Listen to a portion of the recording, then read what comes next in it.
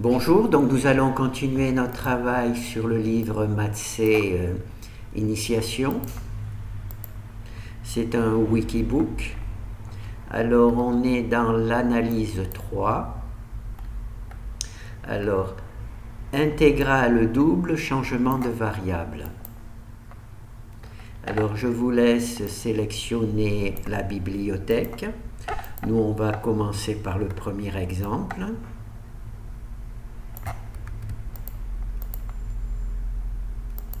Alors FA, c'est bon. Et il nous faut récupérer, hop là, le fichier C qui correspond.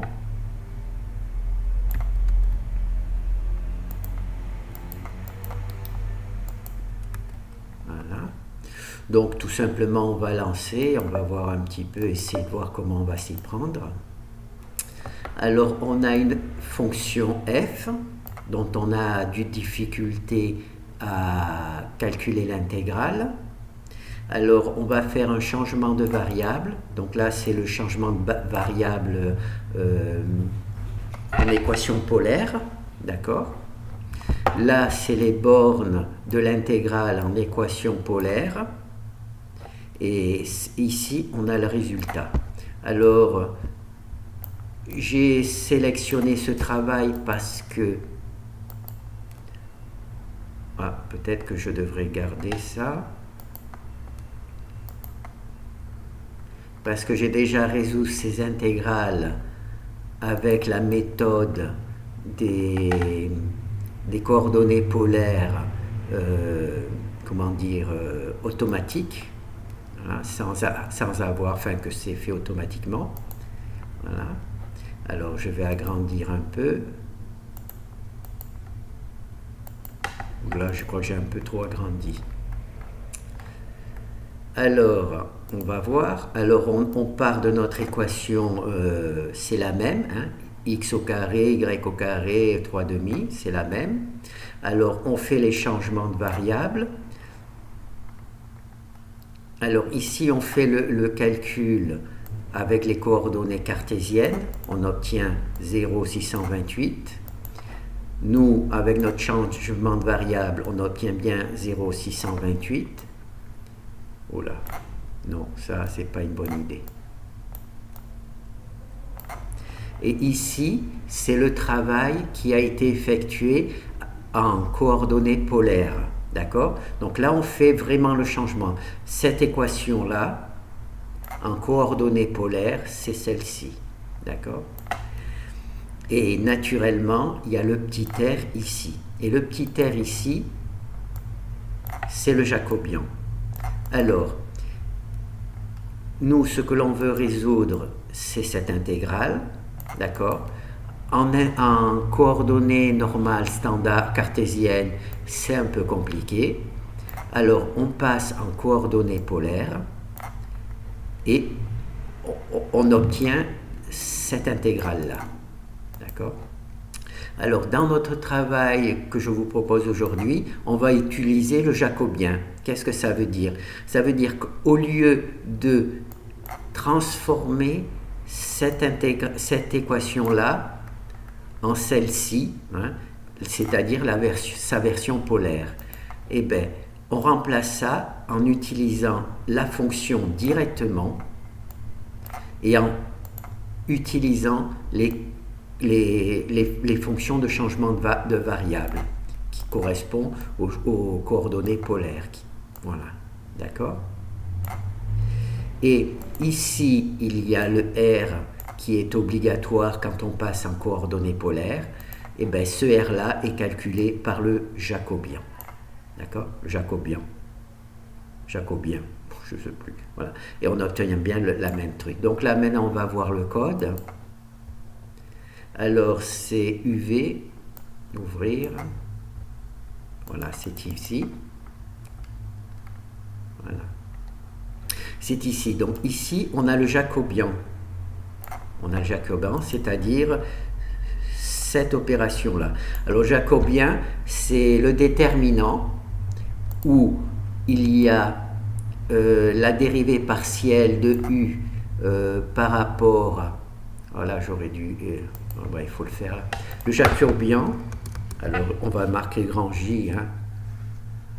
Alors c'est la dérivée partielle de U par rapport à S, U dérivée partielle par rapport à T. Ça c'est pour le changement de variable UV. Et V par rapport à S et V par rapport à T. Voilà, le Jacobian c'est ça. On a deux fonctions. On a deux fonctions, dont nous elles s'appellent X et Y, mais enfin normalement on les appelle U et V. Là je les ai appelées X et Y, et ici j'ai appelé R et T, parce que c'est l'équivalent d'une transformation polaire. Hein, du truc. Donc là j'ai mis la véritable nom de la fonction. Le véritable nom de la fonction c'est, elle est ici, c'est du dv. D'accord. Alors, je ne sais plus où c'est que j'en suis.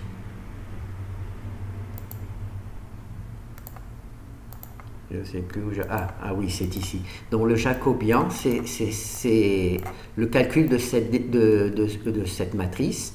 Donc c'est la dérivée partielle par rapport à S multipliée par la dérivée partielle par rapport à T pour V, moins la dérivée partielle de V par rapport à S multipliée par la dérivée partielle de U par rapport à T. Ça c'est le Jacobian. Et par contre, j'ai vu dans le cours qu'il faut que le Jacobian soit positif. Donc il faut en prendre la valeur absolue.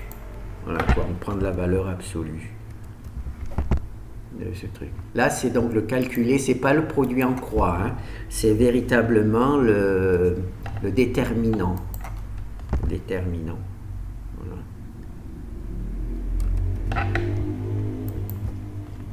Voilà. Et comment les choses se passent au niveau du langage C, ben c'est ici. Hein. Donc, où tu es? Voilà, c'est ici.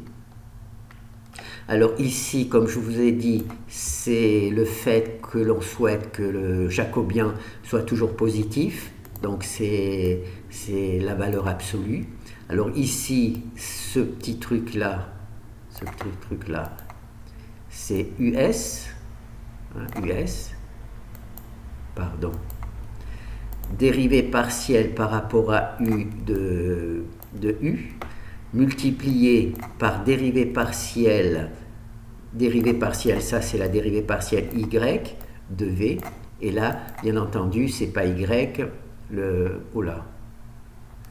c'est VT, d'accord? C'est la deuxième variable. Première variable, c'est X, et deuxième variable, c'est Y. Voilà. Voilà. Donc là, ce déterminant, hein, ça multiplié par ça, moins ça multiplié par ça, en langage C, ça correspond ici. Donc là, les dérivées partielles, U, dérivée multipliée par dérivée partielle V, dérivée partielle V, alors, il y a le signe moins, bien entendu, dérivée partielle V, non, oui, V, multiplié par dérivée partielle U. Voilà. Voilà. Donc là, je n'ai pas rajouté ST, mais enfin, c'est le truc. Alors, maintenant, on va lancer. Voilà. Donc, au lieu de calculer la transformation polaire comme ici, hein, là j'ai la fonction, je calcule sa forme polaire et j'obtiens le résultat. Là, au lieu de calculer la forme polaire, je prends la fonction, j'introduis directement les changements de variables dans la fonction.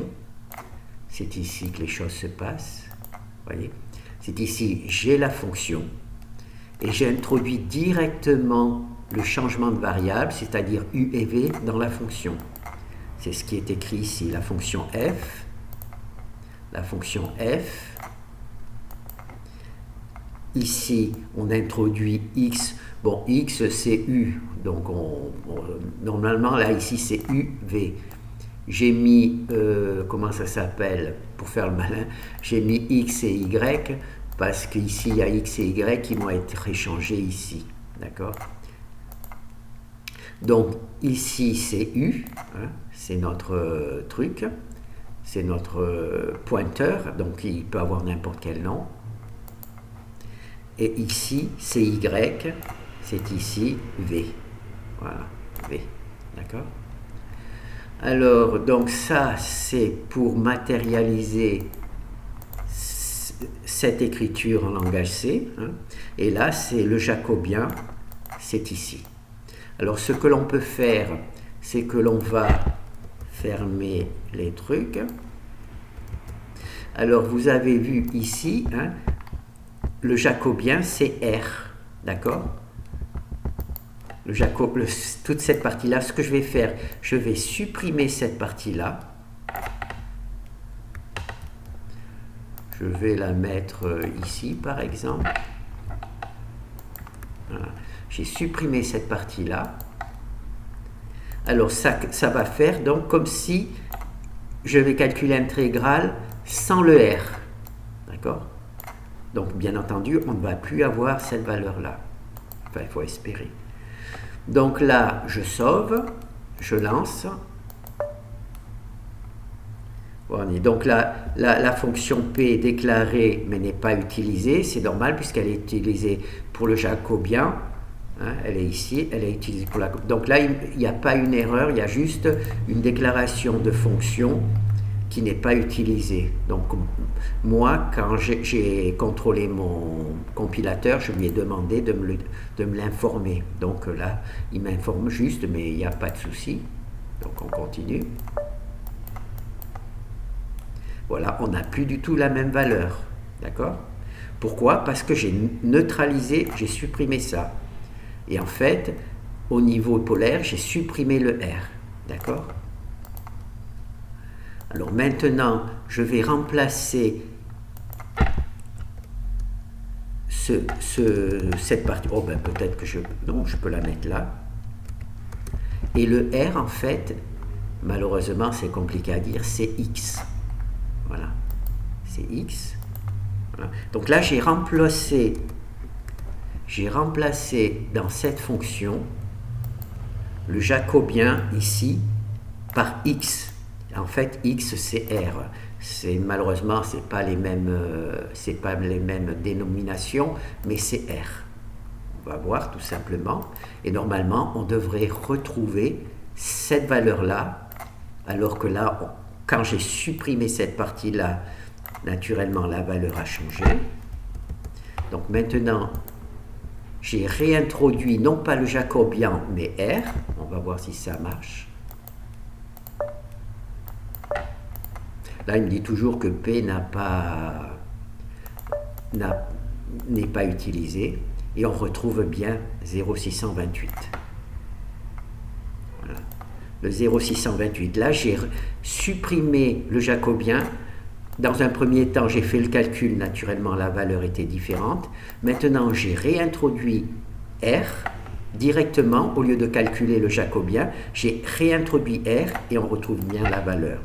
Ce qu'on peut faire, je vais réintroduire Y pour montrer que c'est bien X et pas Y. Si je mets Y ici, naturellement, on ne va pas avoir la bonne valeur.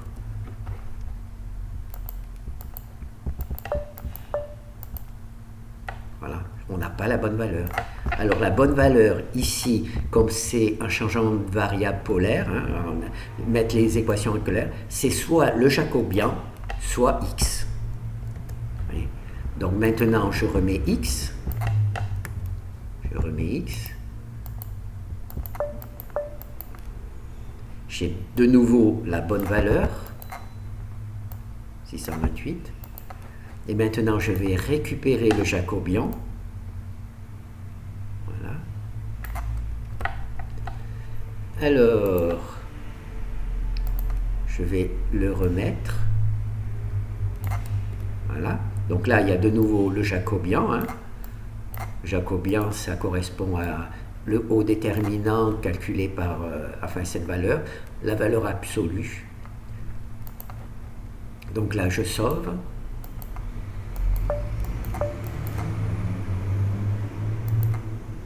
Et je reviens ma même valeur.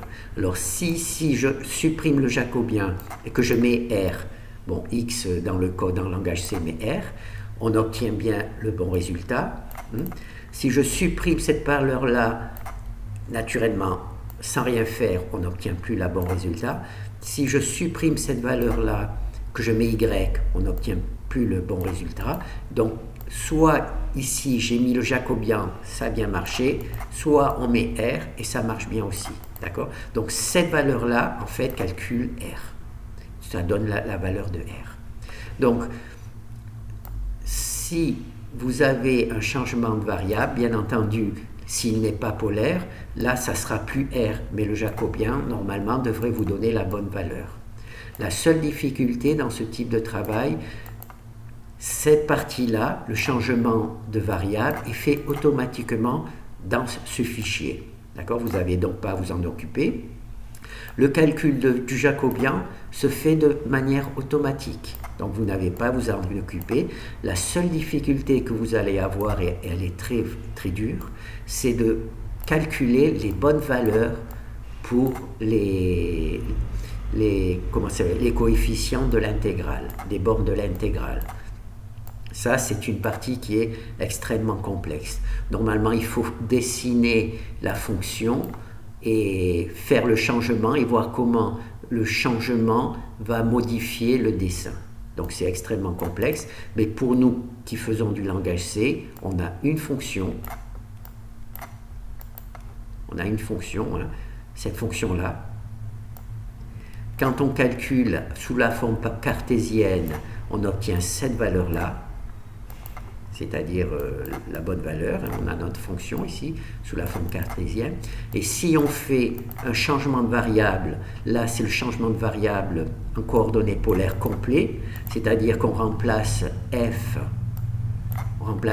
par sa forme polaire, hein, et ensuite il y a les coordonnées normales, et il faut rajouter naturellement le R. On obtient bien la bonne valeur, c'est 0,628. D'accord? Et là, on fait un changement de variable comme si la méthode polaire n'existait pas. Donc on ne savait pas qu'il fallait, donc on utilise le jacobien. Et là, on fait le changement de variable directement sur la fonction. On ne le fait pas physiquement sur le papier et ensuite on l'introduit. Là, c'est le même résultat, simplement on fait le changement sur la fonction. Alors le code en langage C, hein, c'est ici, il y a F, ici on rend directement U et V. Hein.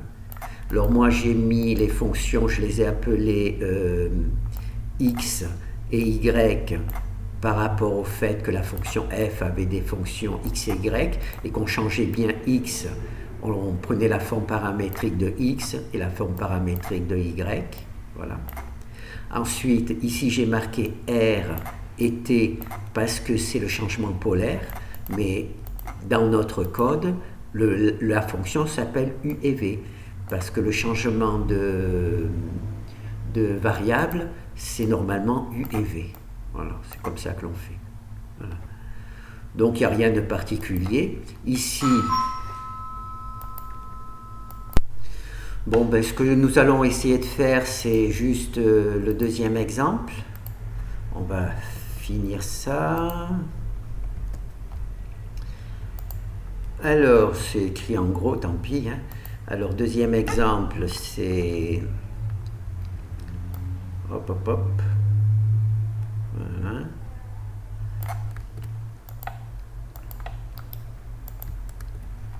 Alors, j'ai choisi, bien entendu, de faire ce travail sur les coordonnées polaires, puisque de cette manière, je pouvais vérifier les calculs avec la forme polaire standard. Voilà. Alors là, on va prendre, là aussi, c'est aussi la forme polaire, hein, la forme polaire, c'est le... Il y avait deux exemples. Voilà. Alors, on va lancer. Qu'est-ce que j'ai fait?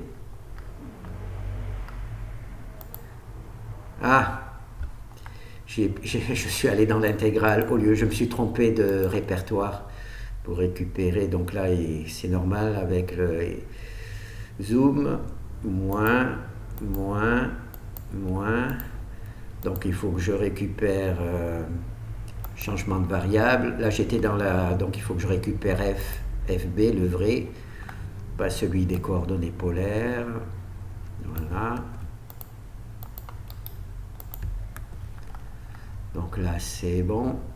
On peut l'enregistrer. Et maintenant, le FA.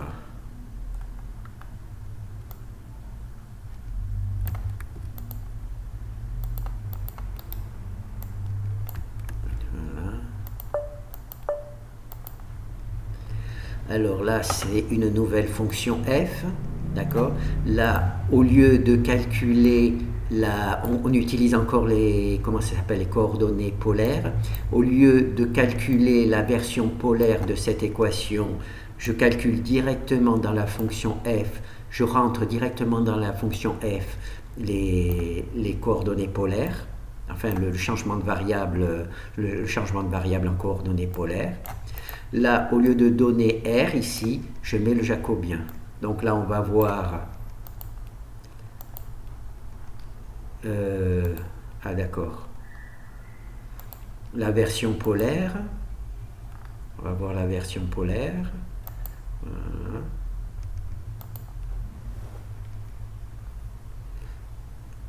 Voilà. La coordonnée polaire, c'est ici. Donc c'est le deuxième exemple. On va agrandir. Voilà. Alors ici, il y a la forme cartésienne qui nous donne 3,492 comme résultat. D'accord? Ici, on fait le changement en coordonnées polaires complet. Hein, la fonction f, il y a la forme polaire pour cette fonction. Et il y a naturellement le R ici. Nous, ici, donc là, il y a 3,492. 3,492, c'est la même valeur. Donc, on voit la fonction f ici. C'est la même que celle-ci. C'est la même. C'est un nouvel exemple avec une nouvelle fonction. Alors, ici, on fait le changement de variable. Simplement, au lieu de le faire comme ici, directement, et on l'installe dans la fonction, là, le changement de variable se fait par le langage C. C'est-à-dire qu'on rentre X et Y. D'accord? Et ici, après avoir fait le changement de variable de la fonction complet, on rajoute R. Et on fait le... Comment ça s'appelle? Le calcul dans le domaine RK ou KR. D'accord? Nous, ici c'est l'inverse. Hein? Non, c'est pas l'inverse. Au lieu de calculer R, on calcule le jacobien. On calcule le jacobien. D'accord? Et ça nous donne la même valeur. On peut rapidement faire le truc comme on l'a fait. Alors, là c'est VU. Donc il faut récupérer le fichier VU. Alors VU, c'est celui-là. Donc, ici, on a notre jacobien. On va le supprimer.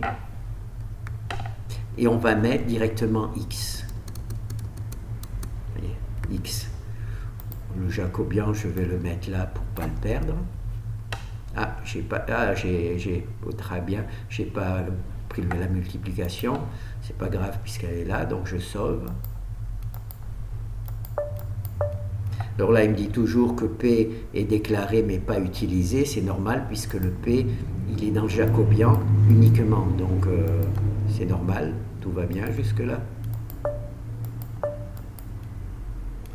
et on retrouve bien la valeur. Là, j'ai remplacé le jacobien par x, c'est-à-dire en fait, c'est le R. Voilà, c'est le R. Voilà. Si je le remplace par y, naturellement, ça ne va plus donner le bon résultat.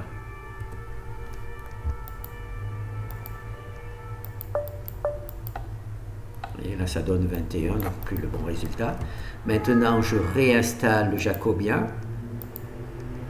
Ce jacobien-là, hop. Voilà, je remplace le y par le jacobien. Oh là. D'accord. Voilà. Donc là, vous vous rappelez, le jacobien, c'est ce déterminant-là en valeur absolue. Il semble dans le cours qu'il faut que ça soit positif. C'est pour ça que j'ai mis f à b pour que le résultat soit positif. Là, c'est cette partie-là, ça correspond tout simplement au calcul de ce déterminant-là. C'est un peu compliqué parce que ici, CS, les variables CS et T, naturellement, en langage C, il n'y a qu'une seule fonction, elle dérive en fonction de X et en fonction d'Y. Naturellement, X, ici, c'est S et Y, c'est T. D'accord? Mais c'est juste, là, ça doit être quand même la Bible. Donc là, j'ai réintroduit le jacobien. Avec un peu de chance, on obtient, vous voyez, là ça a disparu l'info parce que la variable P est bien dans le cours. Alors qu'en supprimant le jacobien, la variable P n'était plus dans le fichier. Donc là, on va relancer. Voilà, on retrouve bien 492. Ça veut dire les 3,492. Donc ici, on a résolu l'intégrale double dans sa forme cartésienne. On obtient cette valeur-là. Ici, on a fait un changement de variable complet. Et là, on a pris la forme polaire. Et on obtient bien cette valeur-là. Et ici, c'est le langage C qui a fait le changement de variable de manière automatique.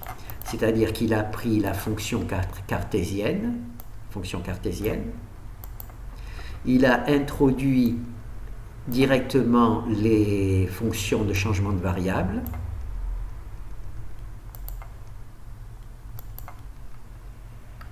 voilà. Ici, c'est f, c'est la fonction cartésienne.